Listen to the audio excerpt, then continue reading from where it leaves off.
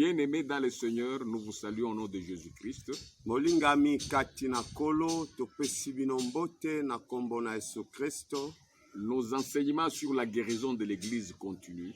Mateya na biso pona lobiko ya eklesia eza kokoba. La fois passée, je parlais de la puissance du pardon. Mbalelekaki na lobaki pona nguya ya kolimbisa. Le pardon qui est une garantie pour le salut de ceux qui viennent à Jésus-Christ. Bolimbisi oyo ezali moko na maboko pona lobiko. Jésus-Christ a envoyé ses disciples dans les nations aller prêcher le pardon de péché. Yesu Kristo atindaki batoma na ye kati na mokili bakende koteya kolimbisama ya masumu. Il n'y a aucun autre nom qui est donné sous le soleil par lequel les hommes peuvent obtenir le pardon de leurs péchés. Eza na kombo mosusu te oyo epesameli kati na mokili oyo bato bakoki kozwa bolimbisami ya masumu. C'est le pardon par le nom de Jésus-Christ. Eza bolimbisami na kombo na Yesu Kristo. C'est lui qui a versé son sang, le sang de l'agneau, pour expier le péché. Yende asopaki makila na ye, makila ya mwana na pate na Nzambe pona kobungisa masumu na biso. C'est pourquoi l'évangile de Jésus-Christ est puissant. Yango wana sango malamu ya Yesu Kristo eza na nguya. Il est très puissant pour détruire le mur qui sépare l'homme et Dieu son créateur. Ezali na nguya makasi pona kobuka oyo etando ezokokabola moto na Nzambe na ye. Il est très étonnant et regrettable de voir des milliers de peuples s'attachent à des noms, d'autres noms, qui ne font rien pour eux par rapport à leur créateur. Ezokokamwisanga na zokokamwa yango ke eza na bato etuluku ya bato oyo baza kokangama na bakombo mosusu oyo ezokokokana te na kombo ya oyo akelaki bango. Par ruse du diable, plusieurs religions, plusieurs grandes religions du monde associent au nom de Jésus-Christ un autre nom qui ne sert à rien puisqu'il ne fait pas obtenir la réconciliation entre Dieu et les hommes. Na komayele mabe ya monguna satana bato mingi ya Nzambe babitonga ebele baza koasocie kombo na Yesu Kristo na bakombo mosusu. Raison pour laquelle l'évangile est prêché par ces gens-là, mais il n'y a pas pardon de péché, il n'y a pas salut. Au contraire, le péché abonde. Yango wana ozokomona ke mate ezokoteyama na batu wana me na kati ya mokili bolimbisami ya masumu eza te. Masumu kutu ezokokoma ebele ekomi ebele koleka. Puisque l'autre nom là qu'on met à côté du nom de Jésus-Christ détruit l'œuvre de la croix. Il ne prêche pas le pardon. Il est là par ruse, pour dévier tout le monde de l'évangile du pardon. Po oyo kombo mosusu bazotia pembeni na kombo na Yesu Kristo ezali wana pona kobebisa kodétruire. Alors, nous allons continuer à prêcher l'évangile de Jésus-Christ. Biso tozokoba koteya sango malamu ya Yesu Kristo, sango ya bolimbisi. Maintenant, nous allons continuer avec l'esprit de puissance. C'est ça, ça epi tozokoba na molimo ya nguya. L'esprit de puissance, je vais dire aujourd'hui que c'est une assurance face aux menaces du diable. Molimo na nguya yango ezali elikia oyo ezokotia bato ke azala na kondima liboso na nguya ya monguna. Puisque le diable est très puissant pour faire des représailles envers tous ceux qui prêchent l'évangile de Jésus-Christ. pote Zabolo azali na nguya makasi pote abebisa ba oyo nyonso bazokoteya sango malamu ya Yesu Kristo kati na bosolo. Mais quand on est animé par l'esprit de puissance, on ne recule jamais devant les menaces du diable. Mais soki moto atondisami na molimo ya nguya akozonga nsima te liboso na etelemelo oyo ya Shetani. Nous allons lire le livre de Jérémie, tokotanga mokanda na Jérémie, chapitre 1er, verset 5 à 10. chapitre ya yambo verset ya mitano pe ya zomi. Totangi na kombo na Yesu. Avant que je t'aille formé dans le ventre de ta mère, je te connaissais. Et avant que tu sois sorti de son sein, je t'avais consacré, je t'avais établi prophète de nations. J'ai répondu, ah Seigneur éternel, voici, je ne sais point parler, car je suis un enfant. Et l'Éternel me dit, ne dis pas je suis un enfant, car tu iras vers tous ceux auprès de qui je t'enverrai, et tu diras tout ce que je t'ordonnerai. Ne les crains point, car je suis avec toi pour te délivrer, dit l'Éternel. Puis l'Éternel étendit sa main et toucha ma bouche, et l'Éternel me dit, voici, j'ai mis mes paroles dans ta bouche. Regarde, je t'établis aujourd'hui sur les nations et sur le royaume pour que tu arraches et que tu abattes, pour que tu ruines et que tu détruises, pour que tu bâtisses et que tu plantes.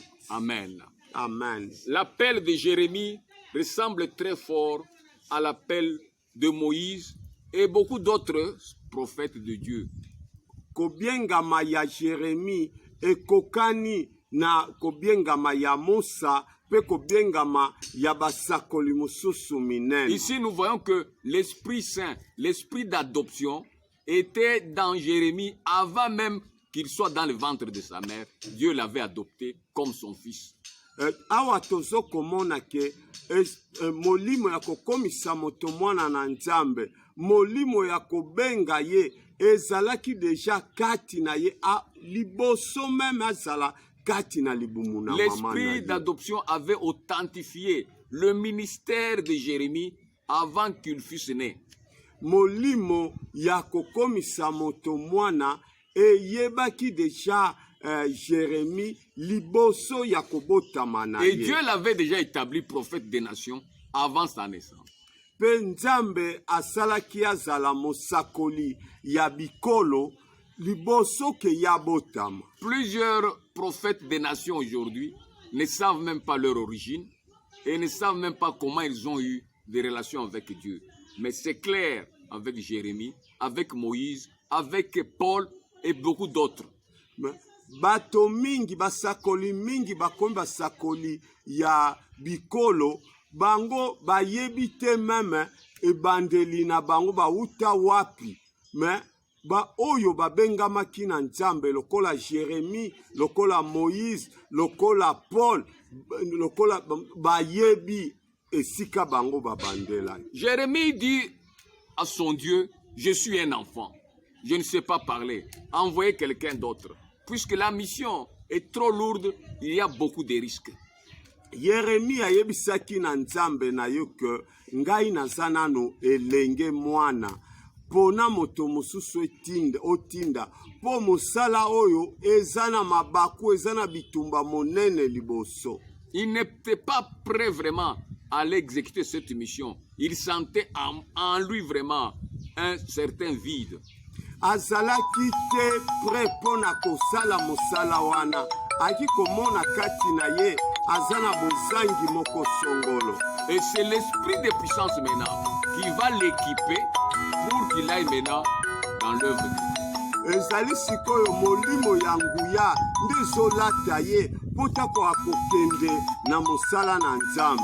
Ouais, que l'esprit de puissance, l'Esprit Saint avait déjà dévancé Jérémie dans l'œuvre. molimo ya nguya molimo oyo ya makasi deja eyaki ekendeki liboso ya Yeremi na kati na mosala. Cet esprit de Dieu avait déjà dévancé Moïse en Égypte.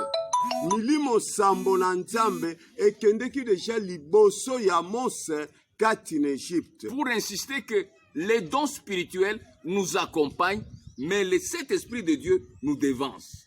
Mpona koyebisa ke makabo ya molimo mosantu etambolaka na biso, mais milimo sambo oyo ezaka liboso na kiti na Nzambe yango ekendeke deja liboso na biso. Tout comme Moïse était en train de donner des raisons à Dieu, je ne sais pas parler, je suis bègue, ceci, cela, envoyer quelqu'un d'autre. Il passait le temps à discuter avec Dieu, alors que Dieu, par son esprit, l'attendait déjà en Égypte devant Pharaon.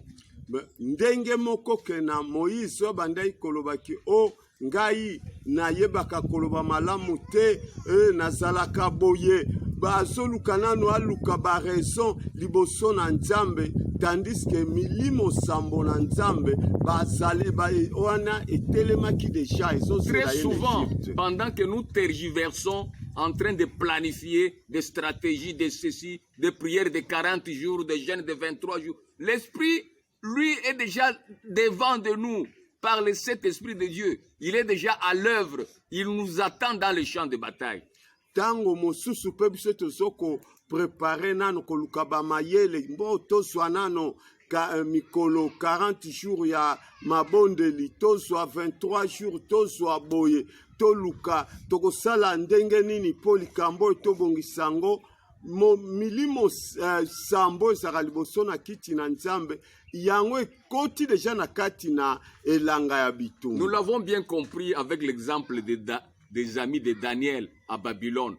Alors que le roi était en train de les menacer, mais l'Esprit Saint les attendait déjà dans la fournaise ardente, et les compagnons avaient déjà compris que déjà ils sont devancés par le Seigneur là-bas. C'était pas un problème, il fallait rejoindre le Seigneur là-bas. Et il allait les délivrer de la fournaise. Ndenge moko ndenge tomonaki mpona baninga ya Daniel, tango bango bazako kondongwana wana na mokonzi balobi boye, mokonzi alobi bo balobi bo mokonzi alobi. Or molimo na Nzambe deja ezalaki kozela bango na kati ya fulu ya moto ezozela bango mpo basala mosala elongo na ye. Moïse, c'est un exemple éloquent pour nous aujourd'hui. Mosa azali ndakisa moko ya monene pona biso lelo. Puisque la première tentative pour délivrer des enfants d'Israël par sa propre puissance, il n'a tué qu'un Égyptien et après il a pris la fuite. Pote koluka na ye ya kokangola bana na Israël na maboko ya Égyptien. Mais quand Dieu l'a équipé de l'esprit de puissance, quand il a compris maintenant la profondeur, la hauteur, la puissance de son Dieu, il est allé maintenant pour aller détruire le royaume de Pharaon. Mais Nzambe na ye simatondisaki ye na nguya na molimo ya nguya tango sikoyo ayebaki monene bokasi na Nzambe wana ndakendeki po kende kosisa nguya ya Farao. Un ministère sans l'esprit de puissance, c'est une aventure suicidaire. Pote mosala nyonso ya Nzambe oyo eza na molimo ya nguya te ezali lokolo ke komeka eloko moko oyo ezomema yo na liwa. Donc un ministre, un serviteur de Dieu qui s'aventure dans l'œuvre du Seigneur pour aller combattre le diable sans la puissance du Saint-Esprit, c'est une aventure désastreuse, suicidaire, qui finit parfois par alliance avec le diable, par peur d'être détruit. Pote mosala nyonso ya Nzambe oyo muto akosala sans que azala na molimo mosantu soki akei nango eza lokolo zokende kaka ya okende komiboma kaka yo moko soki te ekoya kotindo tina sokende koyokana na monguna po okweya te. Il n'est pas étonnant de voir que les grands hommes de Dieu qui avaient bien commencé aujourd'hui sont plongés dans l'impudicité, dans les convoitises du monde, par peur d'être détruits par Satan, faute d'esprit de puissance, ils vont faire un compromis avec Satan et travailler avec lui ensemble, sans le déranger. Yango tozomona basali minene ya Nzambe oyo babandaki mosala na nguya ekokoma na ngonga moko, bakoti na makambo ya impudicité, bakoti na makambo ya posa ya nzoto, baposa ya babiloko, etindi bango tina suka baya kosala boyokani na Satan monguna. Pour éviter les représailles du diable, pour éviter les coups de Satan, plusieurs serviteurs ont forgé d'autres doctrines inoffensives devant le diable. Pona komona ke bakoki kobunda susu na Satan te, pona komona ke basili kozwa ya bolembu, mingi ya basali na Nzambe babandi babimisi bandenge ya bamateya oyo ekobundisa nango monguna Satana te. Il demeure maintenant dans un compromis démissionnaire. Il démissionne et maintenant il reste dans la routine, un évangile de routine qui ne détruit pas le royaume de Satan. Bakomi sikoyo na mosala moko ya momesano oyo ezokobundisa nango makambo ya Satana te. C'est là l'importance de l'esprit de puissance. Yango tina ya molimo ya nguya. Écoutez ce que Dieu dit. Je t'établis, Jérémie, je t'envoie dans les nations pour aller arracher. Yango wana elobi ke natie yo Jérémie, natie yo kati na bikolo po kende ko bilongola. Tu vas aller arracher, abattre, ruiner, détruire. Yo kokende kolongola, kokata, kobebisa. Ça, ce sont des verbes de puissance. Wana ezali mikano ya nguya. Et pour vivre ces œuvres, il faut être rempli de l'esprit de puissance. Pona kosalela misala wana ibongi otondisama na molimo ya nguya. Arracher les racines du péché. Kobimisa oyo misisa ya masumu. Aujourd'hui, nous voyons avec déception que maintenant l'église est presque faible devant l'impudicité. Il ne parvient pas à arracher les racines de l'impudicité dans les églises. Lelo tozo komona ngo ke matonga ekomi ya na bolembu liboso na molimo ya pite. Arracher les racines du péché dans nos églises aujourd'hui devient un sérieux problème par manque de l'esprit de puissance. Kolongola molimo ya mabe kati na biso kati na beglise ezo yela biso pona kozanga molimo na nguya. Certains ministres de Dieu ont honte de parler du péché de l'impudicité. Ils trouvent une grande honte de parler de l'impudicité devant le peuple de Dieu. Bamosusu basali na Nzambe bazoka soni ya koloba pona molimo ya pite liboso na bana na Nzambe. L'impudicité ne doit pas être un sujet tabou dans nos églises. Donc pite kozala te loko keto banda ko zipakango. C'est pourquoi on se crée notre évangile de prospérité pour éviter d'affronter Satan, le père du péché.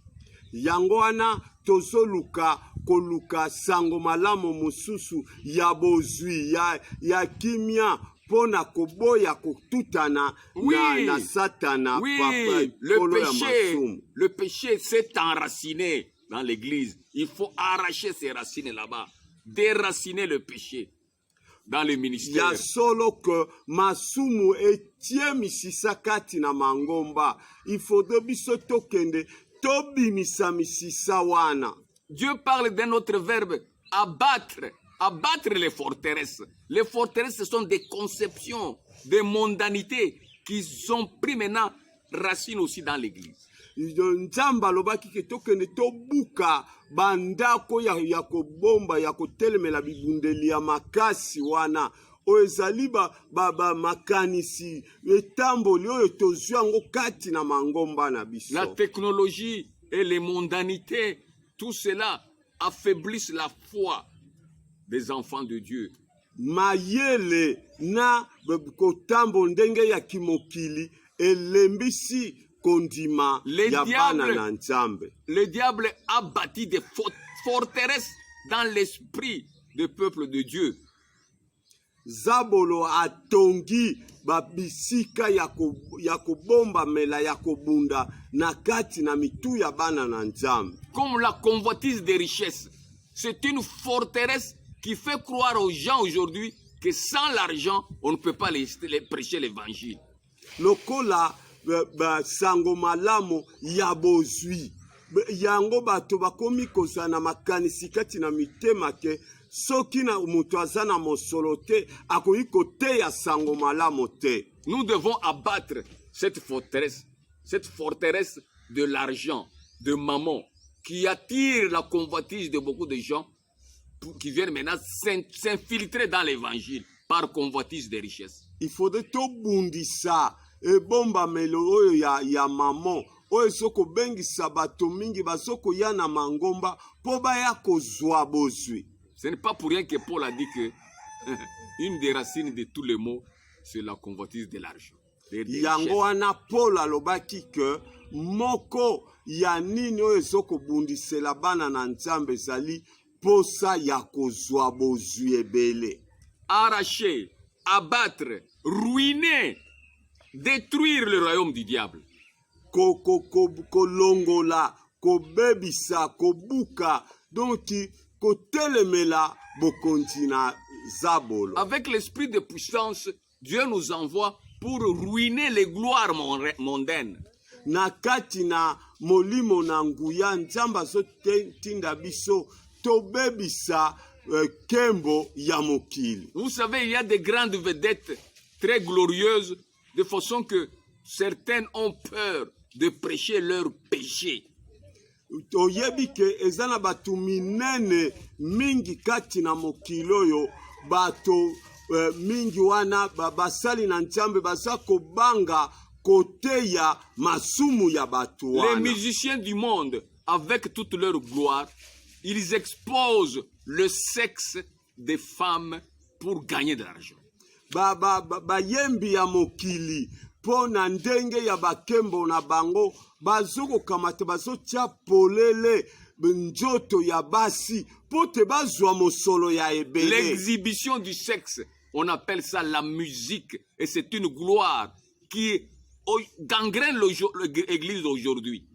Kolakisa njoto ya moto donc yango nde ezopesa bakembo moko bamabina ya ndenge wana yango nde ezokotisa mabe moko kati na eklezia mpe ya lelo. Les filles sont très mal vêtues aujourd'hui, mais elles s'appellent chrétiennes.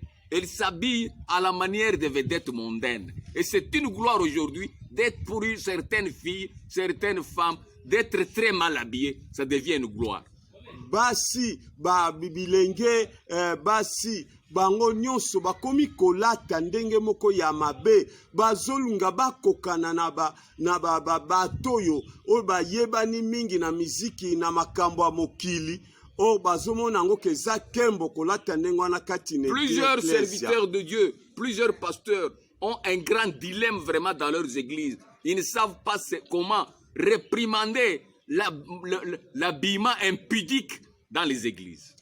Basali na nzambe bimingi bato minene ya nzambe bakomi na problème bazwe batendenge ni bakoki kopekisa ke likambo wana kati na betonga na bango kolateli oyo moko ya bopite kati na betonga. Et ça devient un tabou, l'habillement, des habits collants, des petites jupes. Ça devient pour certains serviteurs un tabou. Alors que la Bible dit très bien, il faut que les femmes soient vêtues d'une manière décente, avec pudeur. Ya ekomi likambo moko ya kobanga vraiment ya kopekisa moya kote yango ezate par manque de l'esprit de puissance. Par manque de l'esprit de puissance. Bozangi molimo na nguya. Vous ne pouvez pas réprimander cet habillement impudique. okoki kopekisa te kolatelama oyo ya bopite wana. Et pour terminer, Dieu dit à Jérémie, tu vas aller bâtir et planter. Pona kosukisa nzamba ebisi Yeremi yo ozokokende kotonga pe kolona. C'est ce que Moïse est allé faire en Égypte. Yango nde Musa kende kosala en Égypte. Il a arraché, il a détruit, il a ruiné l'empire de Pharaon et puis il est allé avec le peuple de Dieu pour bâtir Israël. Yango nde Musa salaki akoti en Égypte abebisi abuki abebisi bokonzi ya Falo agenda ekotonga ya Israël. Nous donne un équipement efficace pour bien arracher, détruire, abattre, ruiner et pour aller bâtir et planter. Molimo ya nguya ezokopesa biso makoki po te tokende na kamo. Autrement, ça sera un suicide devant Pharaon. Sinon te eza Ce sera kokende un suicide komiboma devant liboso le na roi de Falo. Babylone. Sinon ekozala komiboma Sinon, liboso na ça sera un mokonzi ya suicide Babylone. devant l'emprise du diable qui domine le monde entier et qui menace les serviteurs de Dieu. Correct. Sinon ekozala lokola ke liwa liboso na nguya Nous ya avons monguna besoin de l'esprit de pona puissance. kobebisa nyonso. Toza na posa ya Un molimo na serviteur de Dieu nguya. sans esprit de puissance, c'est une catastrophe. Mosali na nzambe nyonso soki aza na molimo ya nguya te ezali Voilà pourquoi libebi. nous allons continuer à parler beaucoup sur ce troisième esprit, l'esprit de puissance. Yango tokoloba mingi pona molimo ya misato molimo ya Puisque nous nguya. devons savoir que notre adversaire est aussi puissant pour des représailles. Po te bongi toyeba ke monguna na biso aza na nguya pona molimo Moïse ya l'a nguya. remporté pour la seconde fois puisqu'il était parti avec l'esprit de puissance. Moïse alongaki ye na mbala ya